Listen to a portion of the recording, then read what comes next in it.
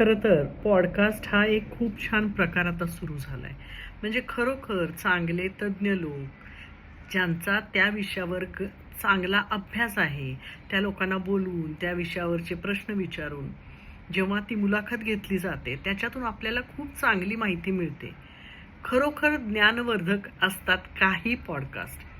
पण काही मात्र पाहताना हसावं का रडावं तेच कळत नाही. आत्ता मी एक पॉडकास्ट पाहत होते. त्यात चक्क एक प्रश्न विचारला होता, की उशीचे आभरे रोज बदलावेत का? किती दिवसांनी बदलावेत? मला जेव्हा असे प्रश्न विचारले जातात ना, तेव्हा त्या लोकांच्या बुद्धीची कीव येते. वर्षानुवर्ष आपली आजी, आई, आजूबाजूच्या स्त्रिया हे सगळं व्यवस्थित मॅनेज करतायत.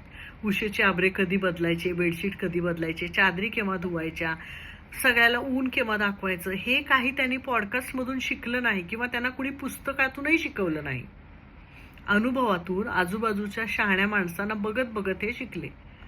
आता हे असे प्रश्न पॉडकास्टमध्ये विचारावे लागतात, की उशीची आभरे रोज बदलावेत का? आणि ज्या अर्थी असे प्रश्न विचारावे लागतायत, त्या अर्थी खरंच लोकांची बुद्धी किंवा बौद्धिक लेवल कमी झाली आहे की काय?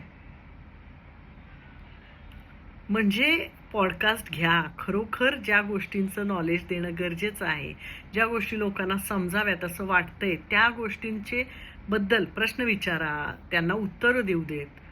काही पॉडकास्टमधून खरंच आपल्याला खूप छान माहिती मिळते. म्हणजे सेव्ह करून ठेवावं किंवा परत परत पाहावेत असे असतात ते प्रोग्राम. पण अशा मुलाखती, ते मुलाखत घेणाऱ्यांच्या पण हुशारीबद्दल कौतुक वाटतं, उत्तरं देणाऱ्यांच्या पण हुशारीबद्दल कौतुक वाटतं आणि मुळात प्रश्न विचारताना कळत नाही का, की आपण काय विचारतोय, काय बोलावं समजेन असं झालंय.